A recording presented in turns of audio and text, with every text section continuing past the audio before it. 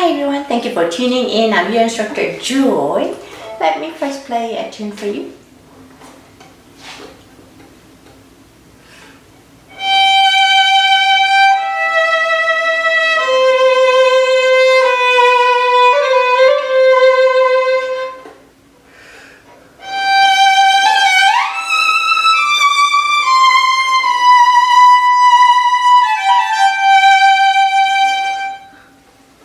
This was beginning of Road Caprice number 1.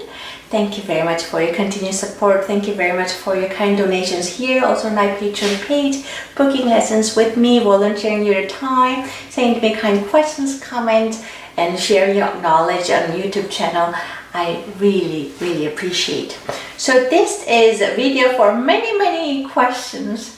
I get a lot of questions when it comes to rhythm, or how does one practice rhythm, how does one improve timing, or when can we, or how can we use metronome to improve our rhythm, and so on.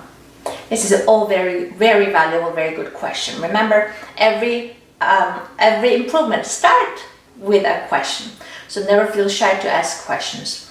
Now when it comes to, let's first start time to use metronome, or whether we start always using metronome. Let's start with that question. Yes, metronome is a very important one when it comes to practicing or improving our rhythm. However, one should not start using metronome too early. Meaning, you have to first know a general counting a little before you start using machine, so that you kind of learn to count within yourself, and then write down the counting under the music, then start using the metronome. And even when you start using metronome, make sure it's not too big chunk. Of course, if you have practiced a long time, then you can use maybe even from beginning to the end. Even that has to be done carefully.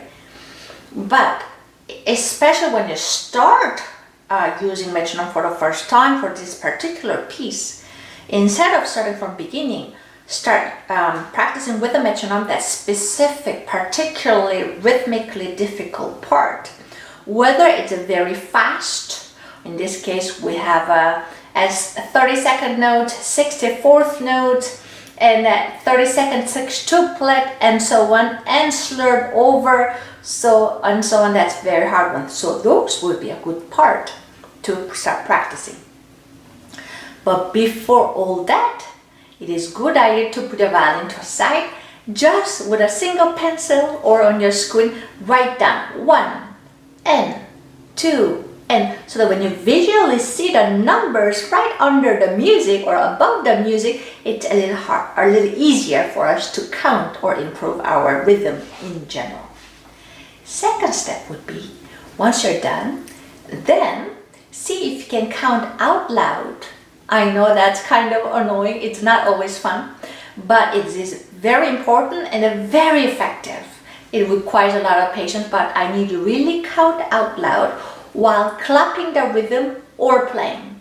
I normally like my students to start clapping first. So in this case, I would ask my students to put violin down, and then after writing the counting under the music, then you would clap like this. Make sure you count slow enough so that you can get all the correctly.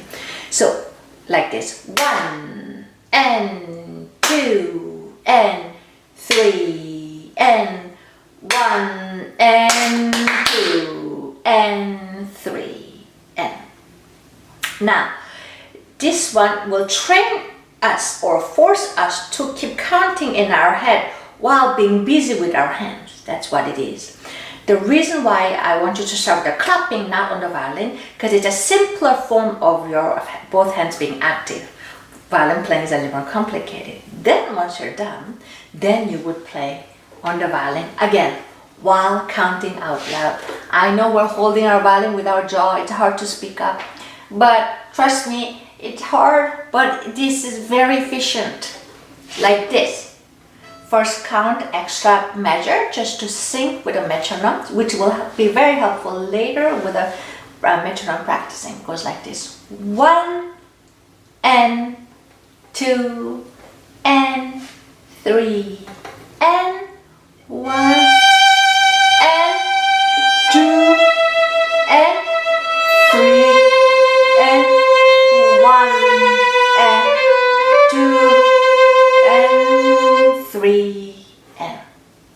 Notice I am not doing too big a chunk. I am just working on 2 measures, and that's another thing that would be a good idea.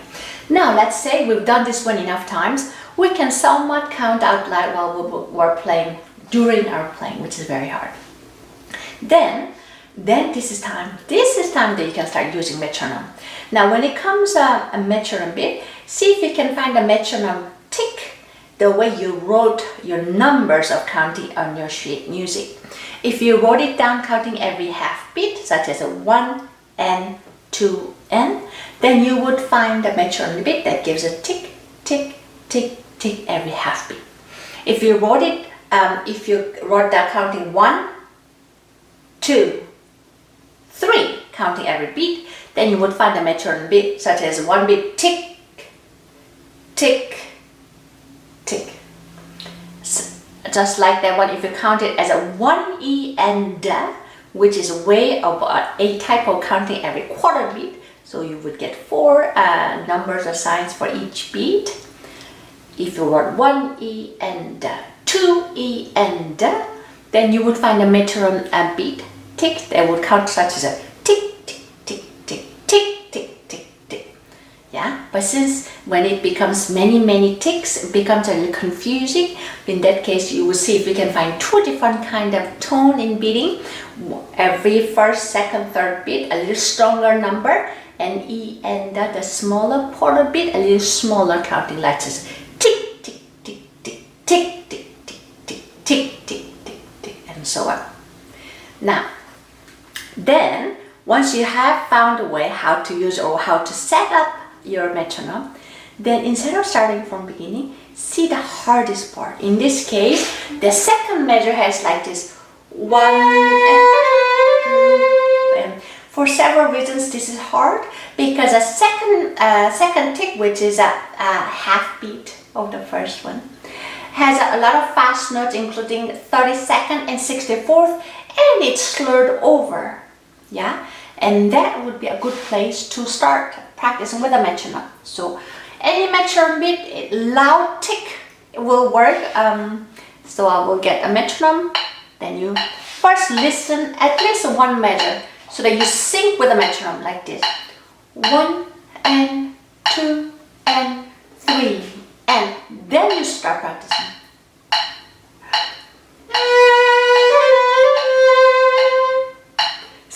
Now, playing only once correctly, it's not enough. You should be able to play at least a couple more times. And I don't know if you were able to notice, while I'm playing fast notes on the left hand, I slow down my bow speed significantly, which will help my body to relax in general and make sure also I have enough bow for all the notes. Another reason why we rush or why we lose rhythm is because we run out of the bow and then we just move on because we ran out of bow. Whenever you have fast notes or difficult passage, see if you can release the bow pressure and also sometimes slowing down the bow speed. In this case, I did both. I made the bow lighter and slowed down like this. Now, that way I could play all these fast notes. Yeah. With a metronome, 1 and 2 and 3 and yeah. There's a similar part in measure 1, 2, 3. Measure 4. There's an 8th note slurred over to the next one to one of the note of 32nd 6th tuplet. Don't worry, we probably have written down the numbers of counting. Then you would first practice slowly, just reminding yourself how the counting was. Here, 1 and 2 and 3. Yeah. Then with a metronome, 1 and 2 and 3 and. As you notice, also while I'm playing those fast notes of 32nd 6th tuplet, I use slower and lighter bow. Then now you can start from beginning to the end. No, I'm sorry, I'm talking about beginning to the end of the phrase, not the entire piece.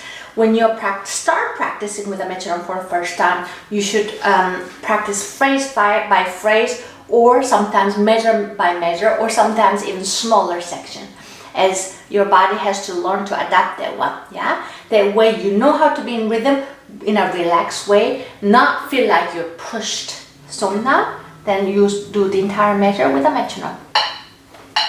First, listen, entire measure. 1 and 2 and 3 and.